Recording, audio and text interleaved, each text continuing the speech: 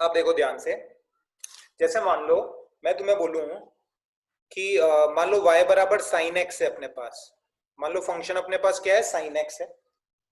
अगर sine x को अपन differentiate करें, अगर साइन एक्स को अपन क्या करें, डिफरेंशिएट करें ऐसे, है ना, साइन एक्स को डिफरेंशिएट करें तो अपने को मिलता है cos x। समझ ना बात को थोड़ी, साइन एक्स को डिफरेंशिएट करते हैं तो अपने को क्या मिलता है, cos x। cos x को अगर अपन इंटीग्रेट कर दें, cos x को अगर अपन क्या कर दें, इंटीग्रेट कर दें, तो अपने को क्या मिलेगा, sin x मिलेगा। इस तरह रिवर्स प्रोसेस होते हैं ये। sin x को डिफरेंशिएट करेंगे तो cos x, cos x को इंटीग्रेट करेंगे तो sin x।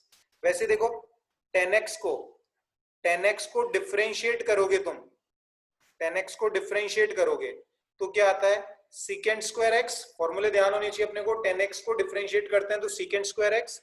secant square x को अगर इंटीग्रेट कर देंगे तो अपने को क्या मिल जाएगा, tan x मिल जाएगा। इस तरह रिवर्स प्रोसेस होते हैं ये दोनों एक दूसरे के। tan x को डिफरेंशिएट करेंगे तो secant square x, secant square x को इंटीग्रेट कर देंगे तो tan x, है ना। अब समझना बात को, इंटीग्रेशन को अपन ने क्या किया, दो कैटेगरी में क्लासिफाई किया। इंटीग्रेशन जो होता है वो हमारा टू टाइप्स का होता है ना। एक होता है हमारा डेफिनेट, एक होता है हमारा इनडेफिनेट इंटीग्रेशन,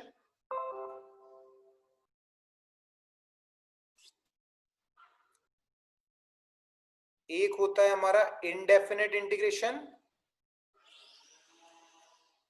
दूसरा होता है हमारा डेफिनेट इंटीग्रेशन। इस तरह से इंटीग्रेशन को अपन ने क्या किया, दो कैटेगरी में क्लासिफाई किया है, इनडेफिनेट इंटीग्रेशन और डेफिनेट इंटीग्रेशन, है ना। तो सबसे पहले अपन बात करेंगे इनडेफिनेट इंटीग्रेशन की। प्रज्ञा आपको आवाज आ रही है?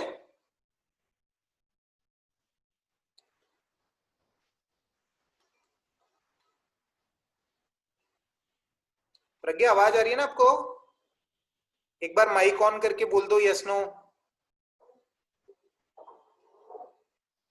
चलो, तो इस तरह से अपन ने इंटीग्रेशन को दो कैटेगरी में क्लासिफाई किया, एक होता है इनडेफिनेट इंटीग्रेशन, दूसरा होता है डेफिनेट इंटीग्रेशन। अच्छा, ये जो इनडेफिनेट इंटीग्रेशन होता है, ये देखो क्या होता है, यहाँ पे इंटीग्रेशन का जो रिजल्ट होता है वो एक कांस्टेंट से वेरी करता है ना। रिजल्ट लिख भी देता हूं, देखो मैं, result of integration varies with a constant, है ना। और डेफिनेट इंटीग्रेशन जैसे नाम से ही पता लग रहा है, यहाँ पे इंटीग्रेशन का जो रिजल्ट होता है, result of integration is a fixed value. Integration का जो रिजल्ट होता है वो क्या होता है, फिक्स्ड वैल्यू होती है। तो पहले अपन किसके बारे में स्टडी करने वाले हैं, इनडेफिनेट इंटीग्रेशन के बारे में स्टडी करने वाले। जैसे बात समझो, मान लो मैं तुम्हें बोलूं अपने पास क्या है, जैसे एक फंक्शन ले लेता हूं मैं, मान लो ऐसे ले लिया मैंने, y बराबर 10x स्क्वायर प्लस 5, y बराबर 10x स्क्वायर प्लस 5। अब देखो इसको मैं डिफरेंशिएट करता हूं, देखो डिफरेंशिएट, dy बाई dx, इसको डिफरेंशिएट किया तो कैसे लिखूंगा, 20x। इसको डिफरेंशिएट करूंगा तो कैसे लिखूंगा, 20x। तो देखो मैं इसको ऐसे लिख देता हूं, देखो dy बराबर 20x dx, ऐसे लिख दिया मैंने, dy बराबर 20x dx। अब अपन दोनों साइड्स को क्या करते हैं, इंटीग्रेट करते हैं, integrating both sides, integrating both sides. तो देखो कैसे रिप्रेजेंट करते हैं अपन, ऐसे इंटीग्रेट ऐसे करेंगे, ऐसे। ये अपना साइन होता है इंटीग्रेशन का, बेसिक बेसिक सबको पता होगा देखो। और ये आएगा 20x dx, है ना। इसको इंटीग्रेट करेंगे तो y मिल जाएगा। अच्छा एक बात समझो, मैंने तुम्हें क्या बताया था कि डिफरेंशिएशन का रिवर्स प्रोसेस होता है इंटीग्रेशन। डिफरेंशिएशन का रिवर्स प्रोसेस कौन होता है, इंटीग्रेशन। जैसे sin x को डिफरेंशिएट किया तो cos x आया, तो cos x को इंटीग्रेट कर दिया तो sin x आया। वैसे ही देखो 10x स्क्वायर प्लस 5 को डिफरेंशिएट किया तो 20x आया, 10x स्क्वायर प्लस 5 को डिफरेंशिएट किया तो क्या आया, 20x आया। तो इसका मतलब 20x को इंटीग्रेट करेंगे तो 10x स्क्वायर प्लस 5 आना चाहिए ना। रिवर्स प्रोसेस है ना इंटीग्रेशन डिफरेंशिएशन। तो 10x स्क्वायर प्लस 5 को डिफरेंशिएट किया तो 20x आया, तो 20x को इंटीग्रेट करेंगे तो 10x स्क्वायर प्लस 5 आना चाहिए। तो इसके इंटीग्रेशन का रिजल्ट मैं क्या लिख सकता हूं, 10x स्क्वायर प्लस 5, ऐसे लिख सकता हूं, 10x स्क्वायर प्लस 5। अब बात समझना, जैसे मान लो मैं तुम्हें ऐसे बोलूं कि y बराबर क्या है, ऐसे है देखो 10x स्क्वायर प्लस 2 है, 10x स्क्वायर प्लस 2। अच्छा इसको भी अगर डिफरेंशिएट करोगे तुम dy बाई dx, ये कितना आया 20x, तो dy की वैल्यू क्या आएगी 20x dx। अब मैं दोनों तरफ इंटीग्रेट कर देता हूं, दोनों तरफ क्या कर दिया इंटीग्रेट, तो ये dy का इंटीग्रेशन कैसे लिख दूंगा y। अच्छा अब देखो 10x स्क्वायर प्लस 2 को तुमने डिफरेंशिएट किया तो 20x आया, 10x स्क्वायर प्लस 2 को तुमने डिफरेंशिएट किया तो 20x आया, तो 20x को इंटीग्रेट करूंगा तो क्या आना चाहिए 10x स्क्वायर प्लस 2 भी तो आ सकता है। मतलब एक बात तुम समझो, जब तुमने 20x को यहां इंटीग्रेट किया तो अपन बोल सकते हैं रिजल्ट 10x स्क्वायर प्लस 5 भी हो सकता है, 20x को अपन ने यहां इंटीग्रेट किया तो रिजल्ट 10x स्क्वायर प्लस 2 भी हो सकता है। या अगर मैं कोई दूसरा फंक्शन ले लूं 10x स्क्वायर प्लस 4 ले लूं या 10x स्क्वायर माइनस 3 ले लूं, तो यहाँ पे प्लस 2 माइनस 3 कुछ भी आ सकता है। मतलब तुम एक बात समझो, यहां पर इंटीग्रेशन का जो रिजल्ट है वो एक कांस्टेंट से वेरी कर रहा है। देखो यहाँ पे 5 आ रहा है, यहाँ 2 आ रहा है, कोई दूसरा ले लूंगा ऐसे y बराबर 10x स्क्वायर माइनस 3 ले लूंगा तो यहाँ पे क्या आ जाएगा 10x स्क्वायर माइनस 3 आ जाएगा, है ना।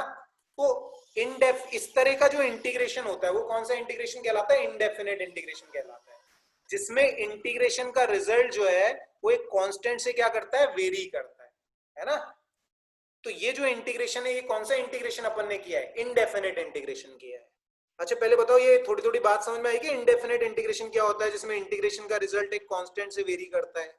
चैट में बताओ मुझे, समझ में आया सबको इनडेफिनेट इंटीग्रेशन? जतिन, पूजा, प्रज्ञा, रिचा, सिमरन,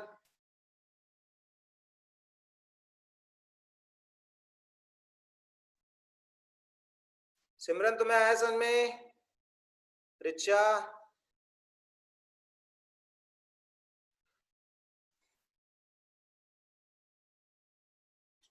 प्रज्ञा तुम्हें आ रहा है समझ में?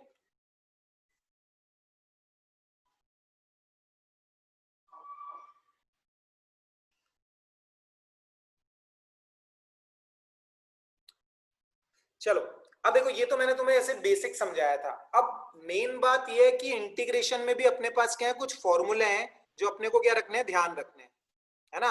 इंटीग्रेशन के भी कुछ बेसिक फॉर्मूले हैं जो अपने को ध्यान रखने हैं, समझना बात को अच्छे से। देखो तो अब अपन बात करने वाले हैं डायरेक्ट इंटीग्रेशन फॉर्मूलों की, डायरेक्ट इंटीग्रेशन फॉर्मूला,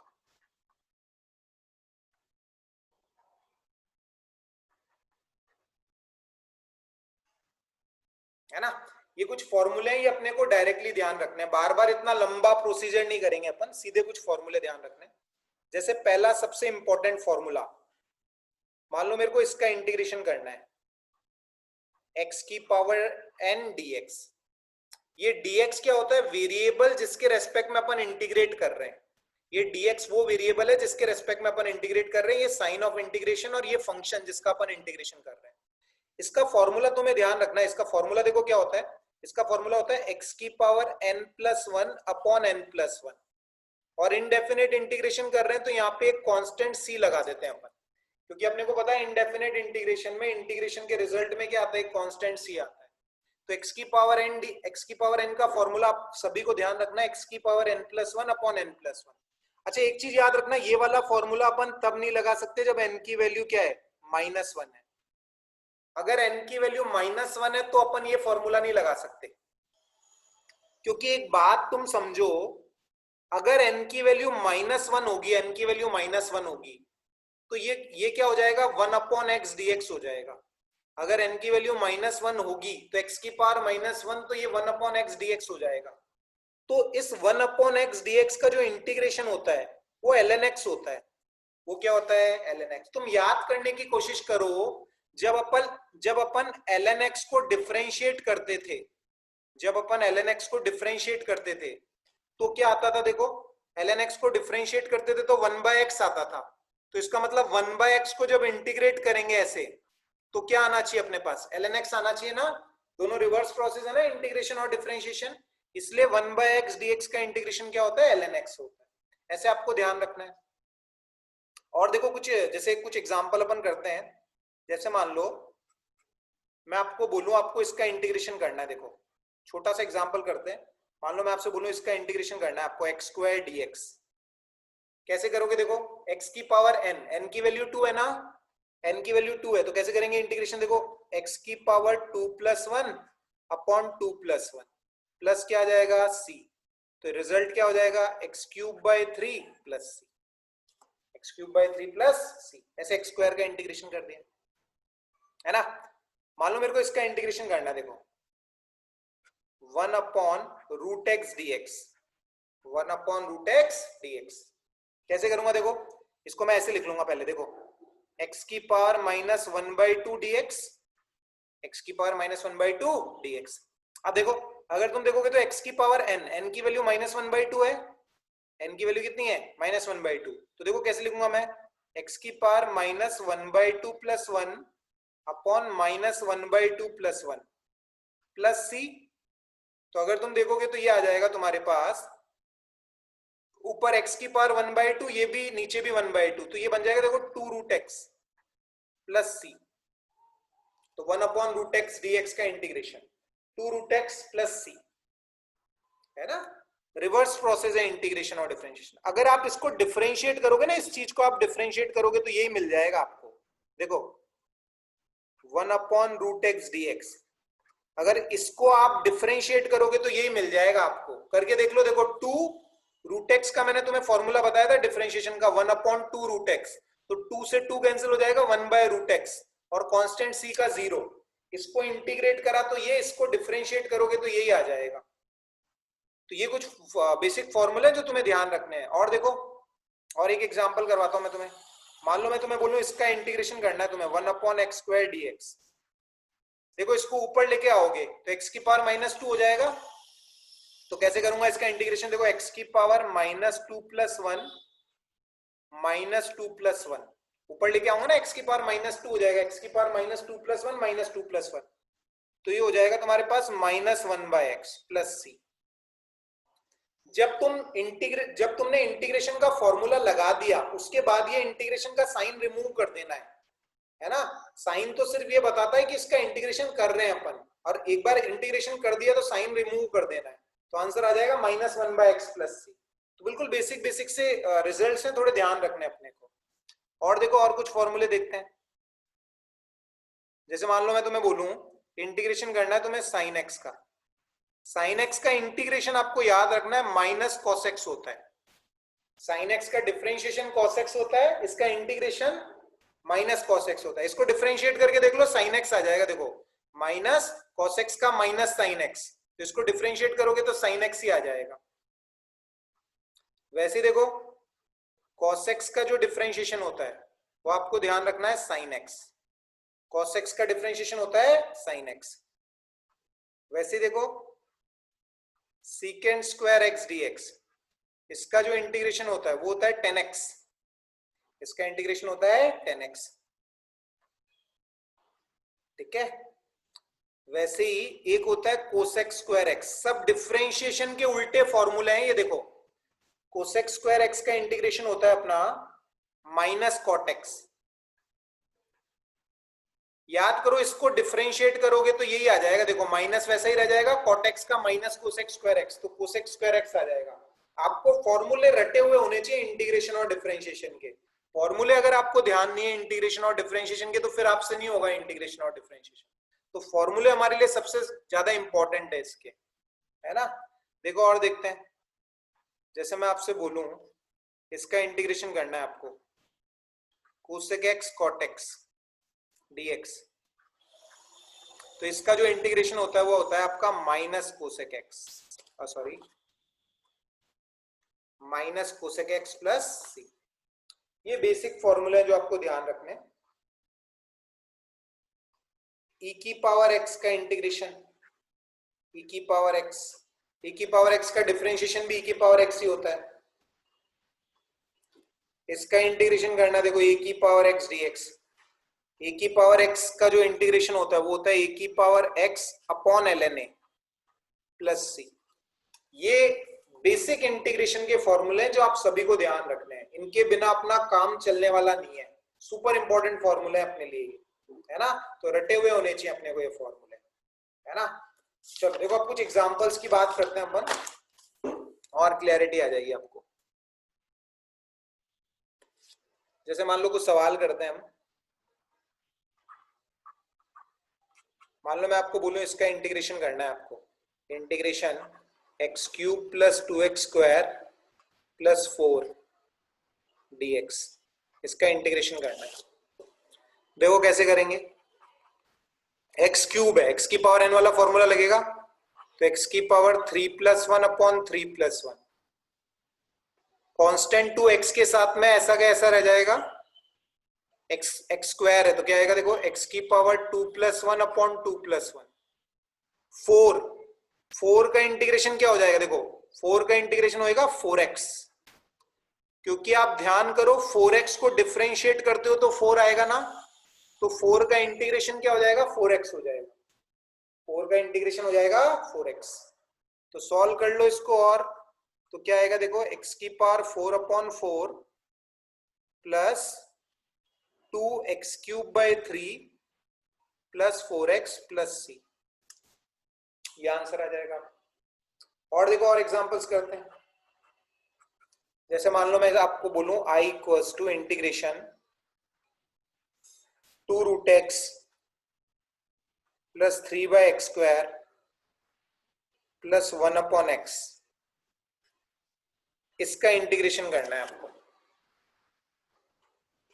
देखो 2√x मतलब x की पावर 1/2, तो कैसे करेंगे, देखो x की पावर 1/2 प्लस 1, 1/2 प्लस 1, 3, इसको ऊपर लेके आना पड़ेगा आपको। यहीं पे फॉर्मूला नहीं लगा देना है अपने को, x की पावर 2+1/2+1, वो गलत हो जाएगा। पहले इसको ऊपर लेके आओ, x की पावर n की फॉर्म में लेके आओ। ये x² थोड़ी है, ये 1/x² है, इसको ऊपर लेके आओ। ऊपर लेके आओगे तो x की पावर -2 होएगा, तो क्या हो जाएगा, देखो x की पावर -2+1 -2+1, और 1/x का इंटीग्रेशन क्या होता है, ln x प्लस c। तो अगर आप देखोगे तो ये जो रिजल्ट बनेगा आपका, ये 3/2, ये आ जाएगा मेरे हिसाब से 4x की पावर 3/2/3। देखो 3/2 बनेगा नीचे, तो 2 ऊपर आके ये 4 हो जाएगा, x की पावर 3/2/3, और ये आएगा आपके पास में 3x की पावर -1/-1 है ना, plus ln x plus c। Solve किया है बाकी इसको। अच्छा, सबको समझ में आएंगे दो एग्जांपल्स, इंटीग्रेशन के बेसिक फॉर्मूले, ये एग्जांपल सबको समझ में आ रहे हैं। एक बार रिप्लाई कर दो चैट के अंदर। प्रज्ञा, सिमरन, रिचा, पूजा, जतिन, समझ में आ रहा है सबको एग्जांपल?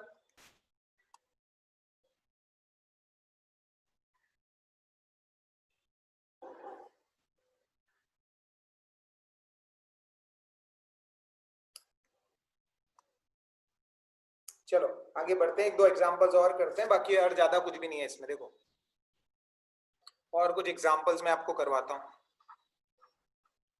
जैसे मान लो मेरे को इसका इंटीग्रेशन करना है, i बराबर इंटीग्रेशन ऑफ 4 प्लस e की power x plus 3/x² dx। i equals to, देखो 4 का जो इंटीग्रेशन हो जाएगा वो क्या हो जाएगा, 4x हो जाएगा, क्योंकि 4x को डिफरेंशिएट करोगे तो 4 आएगा।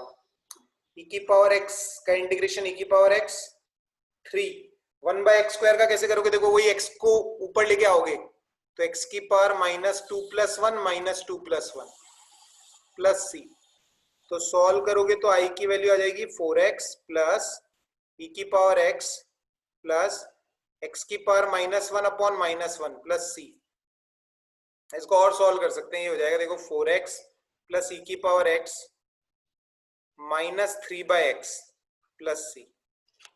ठीक है, तो ये बेसिक फॉर्मूला है, आप सभी को ध्यान होने चाहिए इंटीग्रेशन के। और भी बहुत सारे सवाल हम कर सकते हैं, लेकिन इन सवालों में कोई ऐसा लॉजिक नहीं है कुछ भी, बस आपको फॉर्मूले ध्यान है तो आप आसानी से कर सकते हो, कोई दिक्कत वाली बात नहीं है ना। ये चीजें ध्यान रखनी है अपने को। अब देखो, अब अपन इंटीग्रेशन का एक और मेथड सीखते हैं, जिसे अपन बोलते हैं इंटीग्रेशन बाय सब्स्टिट्यूशन।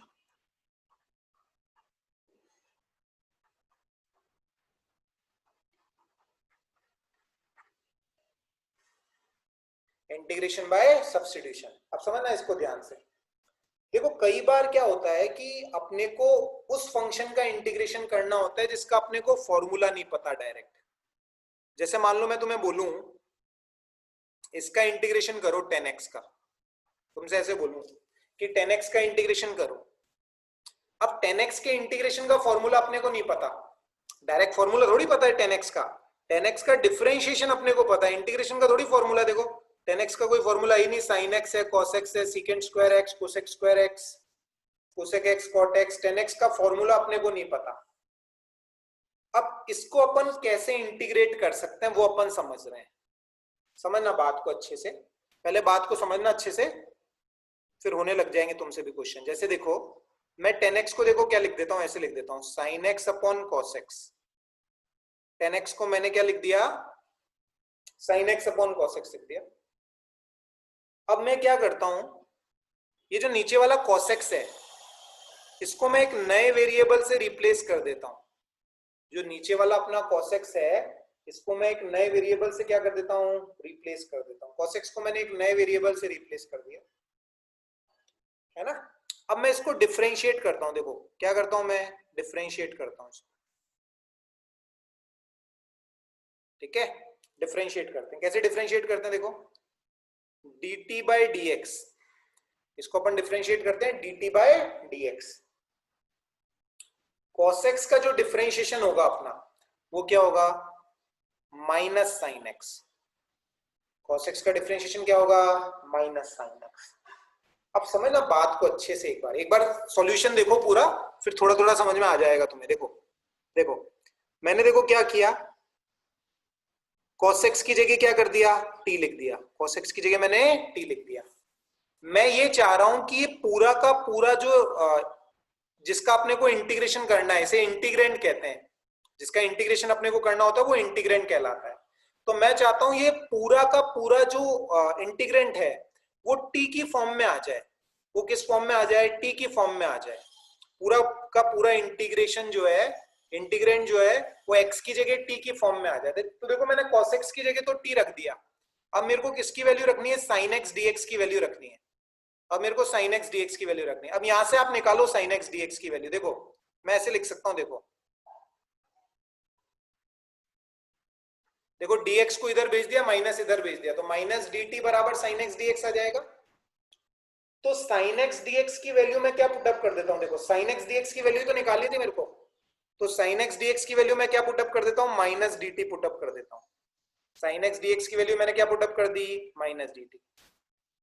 अब अगर तुम देखोगे तो ये वाली जो फॉर्म है ये डायरेक्ट फॉर्म है इंटीग्रेशन की। डायरेक्ट फॉर्म मतलब जिसका फॉर्मूला अपने को पता है। देखो अपने को इसका फॉर्मूला पता है, देखो इसका फॉर्मूला अपने को पता है ना, dx upon x, 1 upon x dx। इसका इंटीग्रेशन क्या होता है, इसका इंटीग्रेशन होता है ln x। तो अगर तुम देखोगे तो ये फॉर्म बिल्कुल वैसी ही आ रही है, बस x की जगह क्या आ रहा है, t तो आ रहा है। तो dt upon t, dx upon x। तो इसका इंटीग्रेशन देखो मैं कैसे लिख दूंगा, इसका इंटीग्रेशन में लिख दूंगा minus ln t plus c। अब t की वैल्यू है किसके बराबर, t की वैल्यू है cos x के बराबर। तो i की वैल्यू देखो मैं क्या लिख दूंगा, minus ln cos x plus c। ये आंसर आ जाएगा अपना। ये जो मेथड होता है अपना ये कहलाता है अपना integration by substitution. Integration by substitution. देखो एक एग्जांपल और करवाता हूं मैं, फिर तुम्हें और क्लैरिटी आएगी थोड़ी। जैसे मान लो मैं तुम्हें बोलूं तुम्हें इसका इंटीग्रेशन करना है ln x upon x dx, इसका इंटीग्रेशन अपने को करना है। अब देखो इसका भी कोई डायरेक्ट फॉर्मूला तो नहीं है अपने पास में कि सीधे इंटीग्रेशन कर लें अपन। तो यहां पे भी अपन कौन से मेथड का यूज करेंगे, सब्स्टिट्यूशन मेथड का।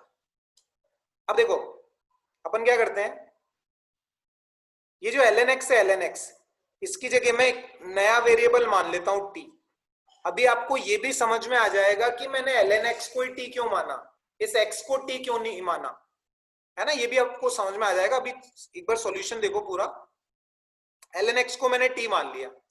अब इसको मैं क्या करता हूं, डिफरेंशिएट करता हूं।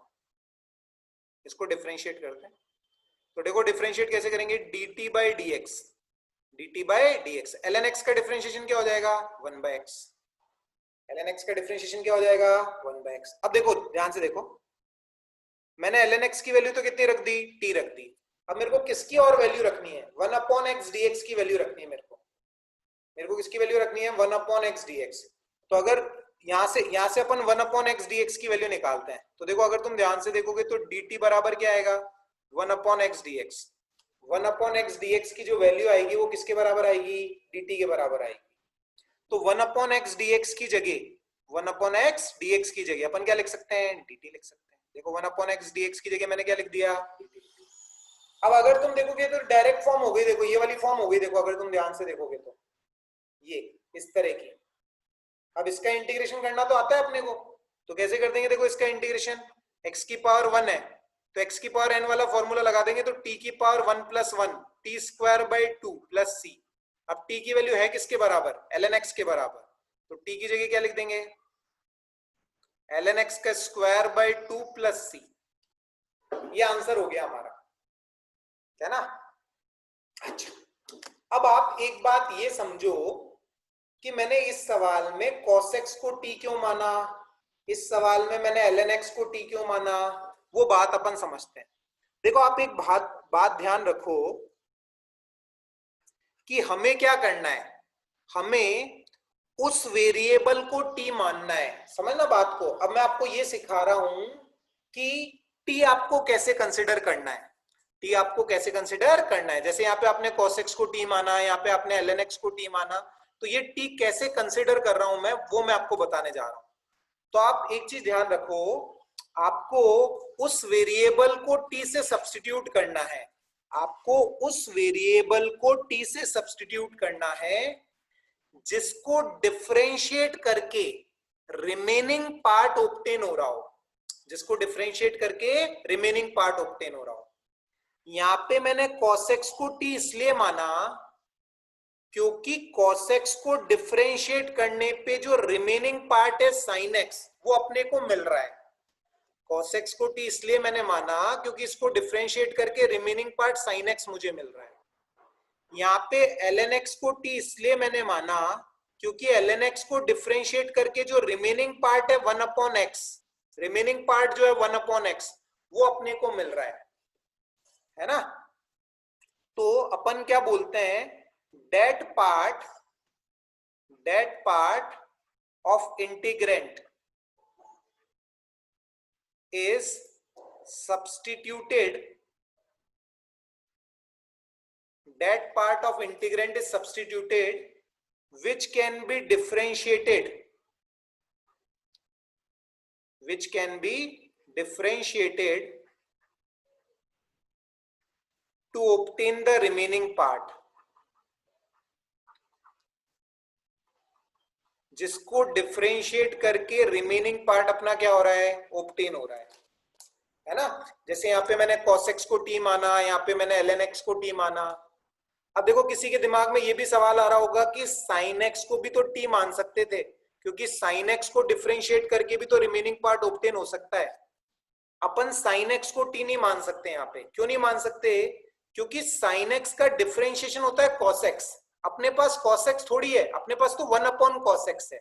इसलिए मैंने किसको डिफरेंशिएट किया, मतलब किसको नए वेरिएबल से सब्स्टिट्यूट किया, cos x को, क्योंकि cos x का डिफरेंशिएशन अवेलेबल है मेरे पास, है ना। cos x का डिफरेंशिएशन sin x अवेलेबल है, sin x का डिफरेंशिएशन थोड़ी अवेलेबल है cos x, है ना। अब देखो एक आध सवाल और करवाता हूं मैं आपको, और क्लैरिटी आएगी आपको। जैसे देखो मान लो मैं आपको बोलूं इसको डिफरेंशिएट करना है, आपको इसको इंटीग्रेट करना है, i बराबर इसको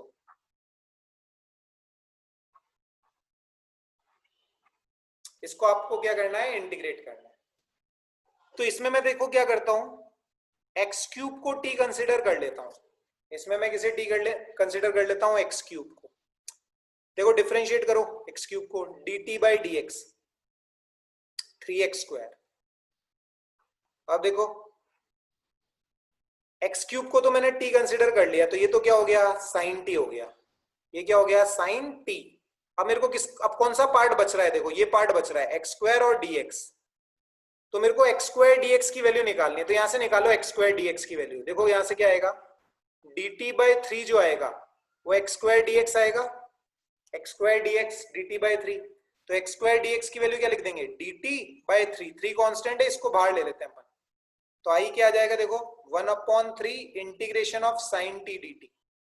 अब देखो ये तो डायरेक्ट फॉर्म आ गई अपनी, तो डायरेक्ट फॉर्म आ गई अगर अपनी ये, तो साइन एक्स का डिफरेंशिएशन क्या हो जाएगा, साइन एक्स का डिफरेंशिएशन हो जाएगा minus cos t plus c, तो अपना रिजल्ट आएगा minus cos t by 3 plus c, और टी की वैल्यू क्या है, टी की वैल्यू है एक्स क्यूब, तो minus cos x cube by 3 plus c, ये अपना इंटीग्रेशन का रिजल्ट आ जाएगा।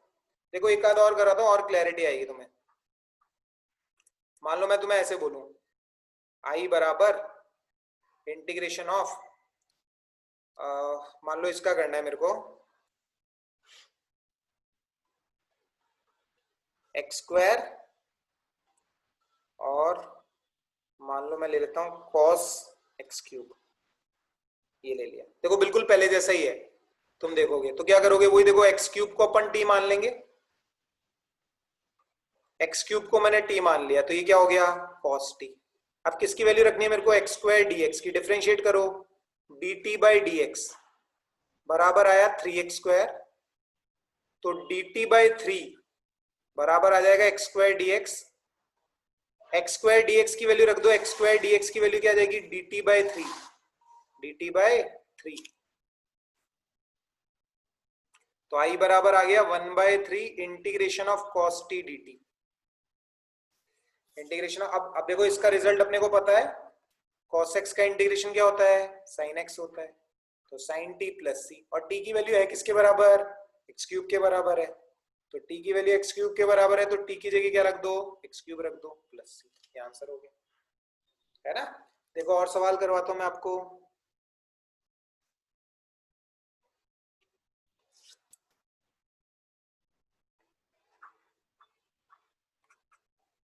जैसे मान लो आपको इसका इंटीग्रेशन करना है,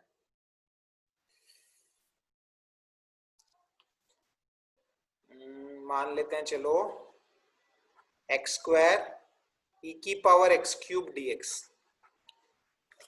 इसका इंटीग्रेशन करना है। देखो आप समझो बात को अच्छे से, मैं क्या करता हूं यहाँ पे एक्स क्यूब की जगह टी मान लेता हूं, देखो क्या हो गया, देखो एक्स क्यूब की जगह टी माना तो ई की पावर टी हो गया, ये एक्स क्यूब की जगह टी मान लिया। अब किसकी वैल्यू रखनी है, एक्स स्क्वायर डीएक्स की, डिफरेंशिएट करो, d t by d x 3x square, x square dx की वैल्यू निकालनी है, तो एक्स स्क्वायर डीएक्स की वैल्यू क्या आ जाएगी, देखो डी टी बाई 3 आ जाएगी, एक्स स्क्वायर डीएक्स की जगह क्या लिख दो, डी टी बाई 3। अब देखो डायरेक्ट फॉर्म के अंदर आ गया, इसका सीधे फॉर्मूला अपने को पता है, तो ई की पावर एक्स वाला फॉर्मूला लगा देंगे, ई की पावर एक्स का फॉर्मूला ई की पावर एक्स प्लस सी, अब टी की वैल्यू क्या है, एक्स क्यूब है, तो टी की value x cube put up कर दो। बोलो समझ में आई क्या सबको, ये फॉर्म किस तरह से अपन इंटीग्रेशन करते हैं, चैट के अंदर बताओ सबको अच्छे से समझ में आया कि ये प्रज्ञा, सिमरन, जतिन, पूजा,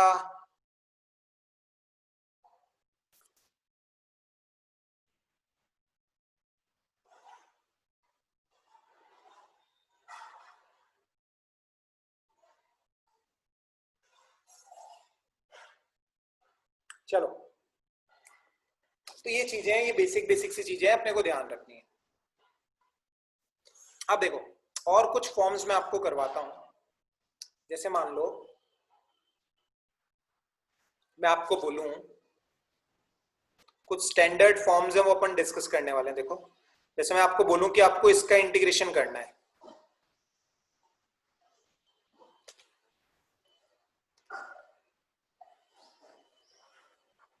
ax प्लस बी की पावर एन dx, इसका इंटीग्रेशन करना है। बेसिकली अपन सीख रहे हैं अब इंटीग्रेशन ऑफ लीनियर फंक्शंस,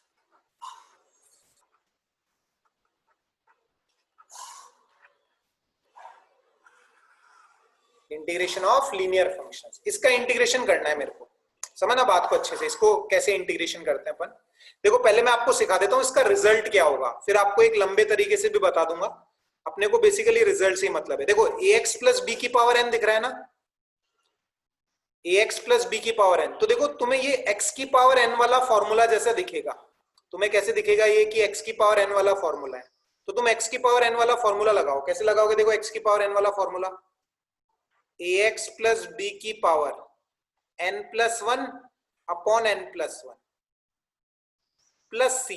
अब एक चीज और तुम्हें यहाँ पे क्या करनी है, देखो x के साथ में जो भी मल्टीप्लाई में आएगा, x के साथ में जो भी मल्टीप्लाई में आएगा, इंटीग्रेशन के रिजल्ट में वो कहाँ आएगा? डिवाइड में आएगा। ये चीज थोड़ी ध्यान रखनी है तुम्हें। वैसे मैं थोड़ा लंबे मेथड से भी अभी करके बता दूंगा तुम्हें, लेकिन थोड़ा ध्यान रखना है तुम्हें। x के साथ जो भी मल्टीप्लाई में आएगा वो इंटीग्रेशन के रिजल्ट में कहाँ आएगा? डिवाइड में आएगा। जैसे मान लो मैं तुम्हें ऐसे बोलूं, i बराबर, इसका इंटीग्रेशन करना है तुम्हें, 2x प्लस 3 की पावर 4 dx, 2x प्लस 3 की पावर 4 dx। तो देखो इसका इंटीग्रेशन कैसे करोगे? 2x प्लस 3 की पावर 4 प्लस 1 अपॉन 4 प्लस 1। अब x के साथ कौन मल्टीप्लाई में आ रहा है? 2 मल्टीप्लाई में आ रहा है। तो इंटीग्रेशन के रिजल्ट में 2 कहां जाएगा? डिवाइड में, है ना। ये फॉर्म बेसिकली अपने को ध्यान रखनी है, लेकिन ये चीज याद रखनी है, ये चीज अपन केवल किस पे अप्लाई कर सकते हैं? लीनियर फंक्शंस पे। लीनियर फंक्शन मतलब जिसमें x की पावर कितनी है? 1 है ना। जैसे देखो मैं तुम्हें चाहो तो मैं लंबे मेथड से भी करके बता, यही वाला रिजल्ट मैं लंबे मेथड से भी प्रूव करके बता देता हूं तुम्हें। देखो जैसे इसका इंटीग्रेशन करना था ना अपने को, ax प्लस बी की पावर n dx। तो मैं क्या करता हूं, देखो ax प्लस बी की जगह t मान लेता हूं। ax प्लस बी की जगह मैंने क्या मान लिया? t मान लिया। अब डिफरेंशिएट करता हूं इसको, देखो dt बाई dx। इसको डिफरेंशिएट कैसे करूंगा? a x का x के रेस्पेक्ट में 1, b का 0 हो जाएगा।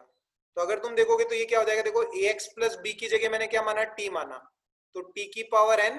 अब मेरे को किसकी वैल्यू रखनी है? देखो dx की वैल्यू रखनी है, dx की, क्योंकि पूरा का पूरा t में चेंज करना पड़ेगा dx की वैल्यू। तो अगर यहां से तुम dx की वैल्यू निकालोगे तो dx की वैल्यू क्या आएगी? dt बाई a आएगी।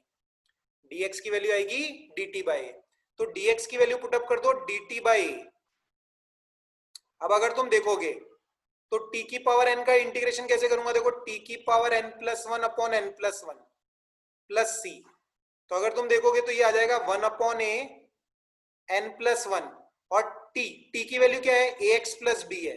तो क्या आ जाएगा? देखो ax प्लस b की power n plus one plus c. अब इस रिजल्ट और इस रिजल्ट को मिलाओगे तो दोनों सेम ही है। देखो रिजल्ट, दोनों रिजल्ट तुम्हारे क्या है? सेम ही है ना। वैसे ये लंबा वाला मेथड अपने को याद रखने की कोई जरूरत नहीं है। जो चीज मैंने तुम्हें ये सिखाई कि अगर लीनियर फंक्शन है तो x के साथ जो मल्टीप्लाई में आ रहा है, इंटीग्रेशन के रिजल्ट में कहा जाना है? डिवाइड में आ जाना है। बस इतनी सी चीज ध्यान रख लेनी है। ये लंबा वाला मेथड को याद रखने की जरूरत नहीं है अपने को बस ये चीज ध्यान रखनी है। ठीक है ना। अपना टाइम खत्म होने वाला है। किसी को कोई डाउट हो तो मुझसे पूछ लेना व्हाट्सएप के अंदर। ये समझ में आया? बोलो सबको। कल और करेंगे वैसे अपन, और 10 15 20 प्रॉब्लम करेंगे इसकी, है ना, और क्लैरिटी से समझ में आ जाएगा तुम्हें।